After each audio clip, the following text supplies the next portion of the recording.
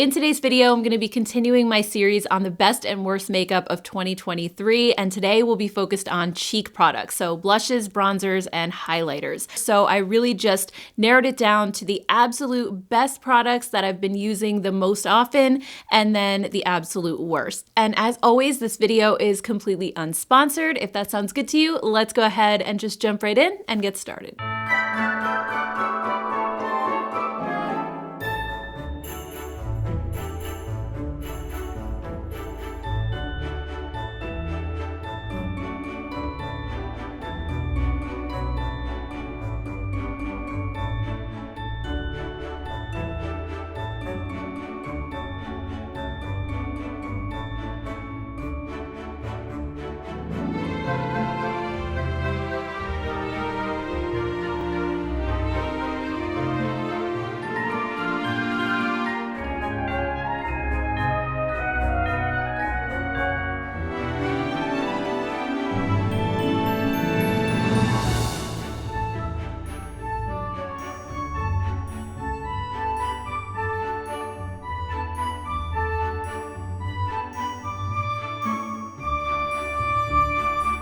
All right, guys, so why don't we go ahead and start with the worst products first, and then I'll finish off with the best of the best. So starting out with the Milani Luminoso Liquid Blush. This was such a huge letdown for me. When I first saw it launch at the beginning of the year, it immediately made me think of the Charlotte Tilbury blushes, and I was really excited. Unfortunately, it just was such a huge letdown. It was sheer, it was patchy, it kind of came off like a blush topper. It had a lot of glitter and sparkle, and it just didn't have the same pigmentation that the Charlotte Tilbury ones did. Really, it felt less like a blush and more like a pink highlighter, and I would have used it as a highlighter, except it was just so patchy and it would lift up my foundation underneath when I tried to apply it. So this one was definitely a big fail, and kind of similar to that were the e.l.f. Halo Glow Beauty Wands that came out a couple months later. These were also very similar. They were sheer. I felt like they were so patchy. When you try to apply them to your face, they would lift up my foundation. They would look kind of spotty. I couldn't get them to look smooth. They had these obvious glitter particles in them when the Charlotte Tilbury ones are a lot more refined and had more of that pearlized finish. So I just felt like between the Milani and the e.l.f. wands, they really flopped for me. I was hoping that a drugstore brand would dupe those viral Charlotte Tilbury ones because they were so viral and so trendy, but yet really, really expensive. And I felt like the drugstore brands had such a great opportunity to make a similar product, and in both cases, I just felt like they completely failed. Another blush that was a huge disappointment for me, and I know I've talked about this in several videos this year, were the Makeup by Mario cream blushes. So I ended up buying these in all the colors because I saw them in store, I swatched them, they looked beautiful, and the colors were gorgeous, so I couldn't help myself, and I just had a feeling that they were going to be great because I like his powder blushes and I liked his blushes that were in the stick. But when I got these home and I started playing with them, I realized really quickly that they disappear from my cheeks within an hour. I would put them on, I'd look in the mirror half an hour later, and they had already faded significantly. By the 2-hour mark, I couldn't even see them anymore. And I have really dry skin, and cream blushes generally hold up really well on me. They don't break up. They really kind of sink into my skin and grip on. But with these, I don't know what it is. They just completely vanished. So they were a huge letdown, especially because they're so expensive. Also, a more recent blush that I was super disappointed in were the Revlon Gel Serum blushes from their Illuminance line. So I love their Illuminance foundation. I like a lot of Revlon's products. I think they have amazing powder blushes, and they have had great cream blushes and liquid blushes in the past, but for some reason these are so sheer. I actually tried them on in a video and I had to put on layer after layer just to get even the tiniest little bit to show up, and even then it was extremely patchy. It lifted up my foundation underneath.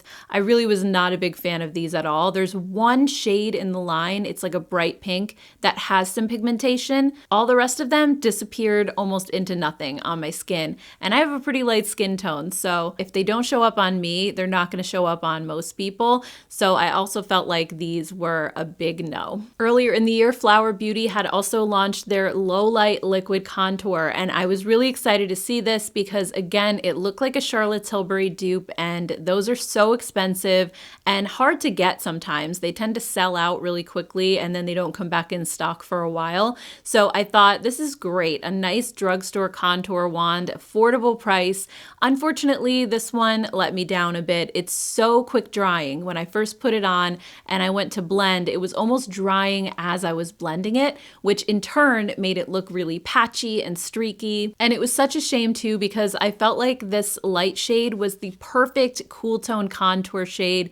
It wasn't too warm like a lot of the ones that you see out there. For example, Milani had also released one, and their lightest shade, Honey, was really warm and almost more like a bronzer. It was hard to contour with this one, even though I liked the formula of the Milani a lot more than the Flower. So I felt like Flower got the colors and the undertones right, Milani got the formula right, but these were just way too warm to be considered a contour. So sadly, I didn't really use either one of these very much. Essence also released a contour or bronzing stick called Baby Got Bronze, and I loved the color of this one as well. This shade was Moon Dust, and this one was such a nice cool toned brown. I loved this. It had that perfect gray undertone for contouring, but the formula of this was kind of thick, hard to blend out, and it also has this really super strong watermelon scent that I just could not get past. I kept smelling it throughout the day and it was starting to annoy me even though I kind of liked the smell at first. It was just way too strong. So this was another big fail, unfortunately. It also is formulated with coconut oil, and I saw some reviews from people with oily skin saying that, you want to avoid something with coconut oil because it can clog your pores. So all around, I just felt like this was not a good product, especially because it has such a thicker texture, and really it just made it super hard to blend on my skin. All right, so those were my worst products. Now let's focus on some of the best things that I tried, and we'll start with highlighter because I really only have two to share with you. And I don't know, I didn't try a lot of highlighter this year. I haven't been as into highlighter as I was in years past. As I get older and I have more texture in my cheek area, I try to avoid too much glow. Plus, I'm just kind of over the whole like stripe of highlighter on my cheek type of thing. I like a really subtle highlight just to add some glow to the high points of my face, but not in the traditional sense. So really, even though I tried a few powder highlighters this year, like the Rare Beauty one and the Moira highlighters, I thought they were beautiful, but they were a little too intense and too glowy for my preferences these days. I just tended to gravitate more toward a liquid formula that was a little bit more on the subtle side. So the first one that I really liked was the Butter Glow liquid highlighter from Physicians Formula.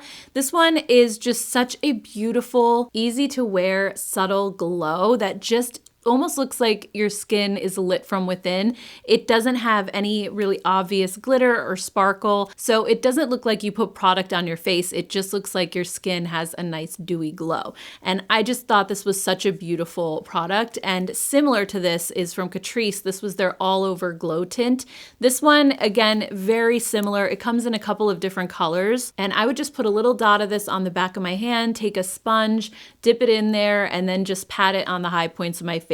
And it just looked so natural and just gives my skin that little hint of radiance that I'm looking for. So those were definitely my two favorite highlighters that I was using the most this year. And then when it comes to bronzer, there were also a few. I didn't try too many bronzers, but there were a couple that really stood out. In the cream category, I was really loving the Revolution Ultra Cream Bronzer at the beginning of this year. I felt like this shade Light had the perfect undertone for me. It was a little bit warm, like a bronzer should be. It wasn't completely cool toned, but it also wasn't super orange. And I loved how this just really melts into your skin and dries to a powder finish right away. So I felt like as I was blending it, it didn't disturb my foundation. The only small downside to this is that it's really pigmented. So I felt like when I dipped my brush in here, I had to just be careful with how much I picked up, or it could get too intense really fast. And I recently tried the new Milani Cheek Kiss Cream Bronzer, And if I had to compare these head to head, I actually like the Milani one a little bit more. I still like the Revolution, but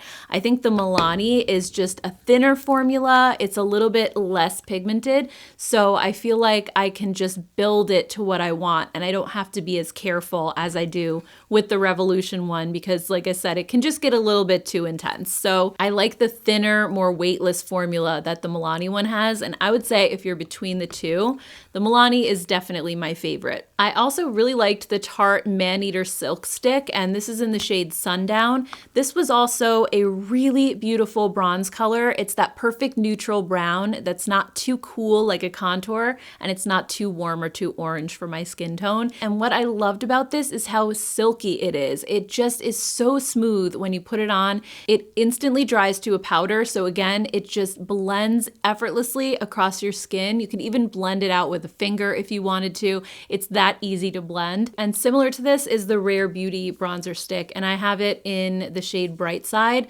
This is also that perfect neutral brown. These are very, very close to each other, actually.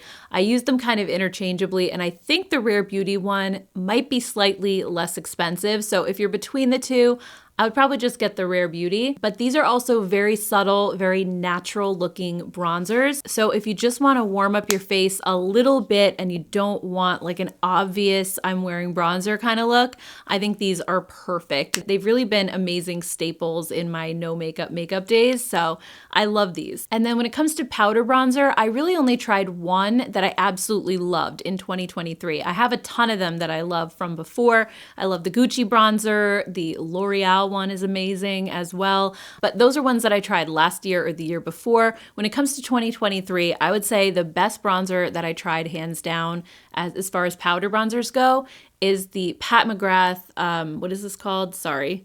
Skin Fetish Divine Bronzer in the shade Nude Honey. I really discovered this pretty recently and I showed it in a video, and I am just crazy about this formula. The color is just perfect and I was blown away by how seamless this looks on your skin. When you blend it in, it doesn't get muddy, there's no patchiness. The powder is ultra refined and super silky, so when you're applying it, it's almost like it blends itself and it just kind of becomes one with your skin, and it looks really, really natural. I wasn't planning to spend this much on a powder bronzer, but I saw that it had 5-star reviews on the Ulta website and I went for it, and I have to say, I'm not disappointed. The formula is really, really good. And then when it comes to blush, like I said, I tried so many blushes this year. It was like the year of blush. Everybody was talking about it. Tons of blushes were going viral, and it was super hard to narrow these down to just my favorites, but I tried. Let's start out with drugstore. These are the Essence Pure Nude Baked Blushes. So I know that there are mixed reviews on these. Some people love them, some people don't. I personally love this shade more than anything. This is Goldie Cassis. It looks kind of purpley in the pan, but I'm wearing it today actually, and it goes on this beautiful cool tone pink, and it has a little hint of glow. Nothing too crazy, but it gives your cheeks that really subtle highlighter kind of vibe, so it's just like a one-step product. You don't need highlighter if you're using this, and it does come in tons of other colors, but this one specifically was my favorite and the one that I wore the most. I think the rest of the colors in the line were a little bit more warm and peachy. So I know that was one complaint from a lot of people. They were saying that this line lacked a lot of cooler toned shades, but this one is very cool toned and was definitely the one that I wore the most. So if you're interested in checking out these blushes and you like cool tones, I would definitely try this one. But overall, I thought they were just really, really pretty blushes and super affordable as well. Another really great blush that I tried this year from the drugstore were the Catrice Air blushes. So they had the matte version and they also had the glow version. And I didn't really see too much difference between them actually. The glow version, again, very, very subtle glow. Nothing super sparkly or glittery. They just weren't like a flat matte. They just had maybe like a satin finish. But I felt like these were, again, really high quality blushes. They were formulated nicely in terms of just like how finely milled the powders were. They're easy to pick up on a brush as well, so it's not the type that you have to keep going digging and picking up more. And they blend out really nicely on the cheeks, and they came in beautiful colors. So I was definitely impressed with these. And of course, we had the L'Oreal Infallible Fresh Wear blushes. Oh, these are so nice. And when I first saw these come out, I remember feeling so disappointed, thinking that I wasn't crazy about the colors. It looked like two lighter colors and two really deep dark colors. And I don't know, I just wanted a bigger range, I guess. But when I got these home, I remember trying them all on in a video, and I ended up loving every single color on me, even the deeper ones, if I just kind of went with a light hand. They looked so pretty. And these are so seamless, especially for a powder blush. They don't look like powder sitting on top. They don't look dry. They almost like melt in, and the effect that they give is like the effect of a cream blush, where it just kind of looks like it becomes one with your skin. So I felt like this was such a high quality formula at the drugstore, and they remind me actually of the Makeup Forever Artist blushes, which I've also been talking about recently. These are way more expensive, but they have that same kind of super seamless finish on your skin where they don't look powdery, they don't look dry, and they give that effect of a cream to powder formula that just melts into your skin. So these were another huge favorite of mine. I know I've talked about them a lot recently, but they're so pretty. Also on the high end side, there were a few powder blushes that I really felt like were my absolute favorites. The first one was the Haus Labs blushes. I got this in 2 different shades, and I was really impressed with how smooth and finely milled these are as well. They're a little bit more on the pigmented side, so I felt like I had to be a little bit careful with these, not to pick up too much right off the start. But I thought they came in beautiful colors. They have gorgeous packaging. It is prone to fingerprints, but I don't know. I just felt like these were such a nice, luxurious, high-end blush. Also, Give had their blush duos, and I really enjoyed these too. I got 3 different shades. I had the purple one. I also got one that was like a hot pink, and then a warmer toned option. And these come with a glowy blush on the top and a matte on the bottom. And I love the glowy one because it wasn't too sparkly or glittery again. So it's just that really nice subtle glow. And I love layering the two together. I would use the matte and then apply the glowy one on top. Or some days just use the matte and skip the glow if I didn't want that. Or you can use the glowy one by itself and it's just a little bit less pigmented and a little bit of a lighter color. So these were nice, versatile little compacts. And like I said, I really use these a lot, especially over the summer. I had also tried the new loose blushes from Givenchy, and these were beautiful too. I felt like they weren't the most pigmented blush. You do have to kind of build them up a little bit if you want the color to show. But what I loved the most about these is just, again, how natural they looked on your cheeks. It really looked like you were just blushing. It didn't look like you had product on because they're so thin and weightless and finely milled that they don't give you that stripe of blush on your cheek. They just kind of fade into your skin and give an ultra natural result. So if you're somebody who struggles with blushes that are a little bit more pigmented and you just want a very sheer wash of color that's easy to build up if you want to add more, I think these are absolutely beautiful. I also had to mention the Super Blush from Persona. So they released a new shade for 2023 and it's their Jam shade. And I was so excited when I saw this color because it leans more purple. And for me, because I have a cooler undertone, if I use a pink blush, it always ends up turning a little bit warmer on me. But something that has a little more purple in it ends up looking pink, kind of like the Essence blush that I'm wearing today. It doesn't really come off as purple on your cheeks. It ends up looking pink when you blend it, but that purpley undertone prevents it from turning peachy or warm on me. So I've really been gravitating toward purpley blushes lately for that reason. And so when I saw this, I knew I had to have it because I love their formula. And this has ended up being a color that I reach for really often. The only thing I'll say though is that it's a bit on the pigmented side. So if you have a lighter skin tone, just be careful, just use a little tiny bit. And then when it comes to cream blushes, again, I tried quite a few, but there were really 3 that I think stood out to me the most. The first one, I feel like it's going to be a little bit controversial, but the Juvia's Place liquid blushes. I did a video on these and I tried them on, and I know some people don't like these because they're too pigmented, which can make them a little bit more difficult to work with. But my trick for these was just to put a little dot on the back of my hand and then use my sponge and go in. And really, you don't need much at all. The tiniest little dot. This tube will literally last you forever. I doubt you'll even get through it before it goes bad. So not only are they a good value, but the colors that they come in are stunning. I love the finish that these have. They're not super glowy and and dewy, but they're also not like a flat matte. So they just give that beautiful, slightly satiny finish to your cheeks. I also felt like these were very long lasting on me and they held up throughout the day. Another liquid blush that I loved is the Made by Mitchell Blush. I got a couple shades of these from Beauty Bay and I've really been enjoying this formula too. It's not quite as pigmented as the Juvia's Place, so it might be a little bit easier to work with, but again, I love the shades that these come in. A lot of them are just these very happy pops of color. So if you're somebody who loves blush, I think you'll really enjoy these. They do dry down to a powder finish, and they're also one of the more longer lasting formulas that I've tried as far as creams go. And definitely my favorite, which again was a more recent purchase, is the Florence by Mills Cheeky Pop Blush. So I talked about these in the same video that I talked about the Pat McGrath bronzer. And in that video, I was going over all of the makeup that has like 4.5 to 5 stars online. And these completely shocked me because this is a brand that I don't really think about too often. Not a lot of people talk about, but they have this incredibly lightweight cream to powder formula that dries down as soon as you put it on your cheeks. I actually like to just take a blush brush right from the tube and then apply it that way rather than swiping the tube on my face.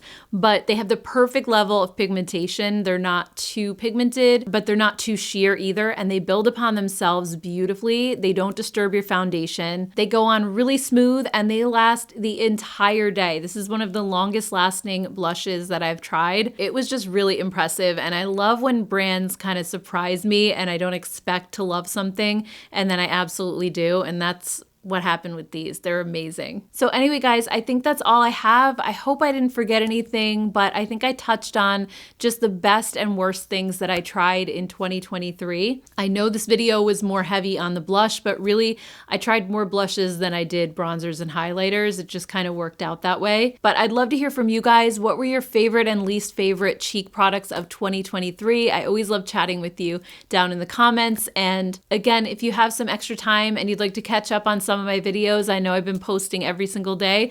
I'll just put the playlist right up here and you can check those out next, just if you have some extra free time. I want to thank you all so much for hanging out with me. As always, I really, really appreciate it. And I hope you'll consider hitting the subscribe button if you enjoyed this video. Thanks, guys, and I will see you all in my next one. Take care. Bye.